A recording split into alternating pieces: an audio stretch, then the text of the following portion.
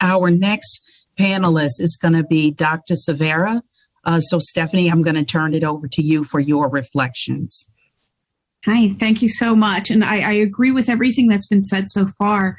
For me, the key messages that came across were that we have very deeply entrenched issues of race and racism that cannot be addressed simply through encouraging good behaviors.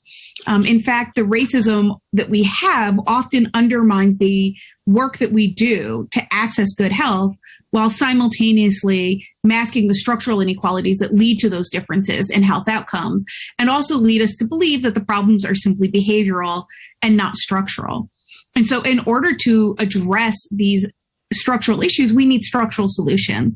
And as we talked about earlier, this means that we need to think about programs and interventions for sure, but we also need to think about addressing obesity through policy and political engagement. And one area that may seem initially disconnected to obesity is things like voting access, right? All policy is health policy, and all politics are local.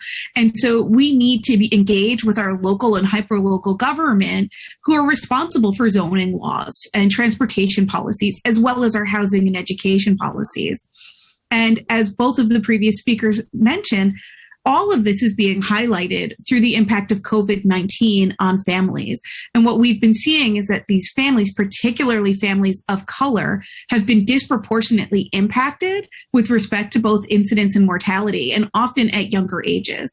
And so what we're seeing is through a combination of issues of segregation, access to occupation, and higher risk of chronic diseases, which are all structurally mediated and socially mediated, including obesity and diabetes, within these communities, it means that the disparities that we are seeing and have been seeing with respect to obesity and other chronic conditions are actually likely to get worse before they get better.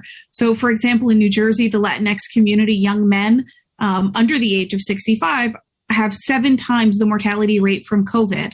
Right. So now we're thinking about primary wage earners who are being taken out of the family that are going to be another economic insult to the family economy, not to mention the trauma to those children who are losing their parents at young ages.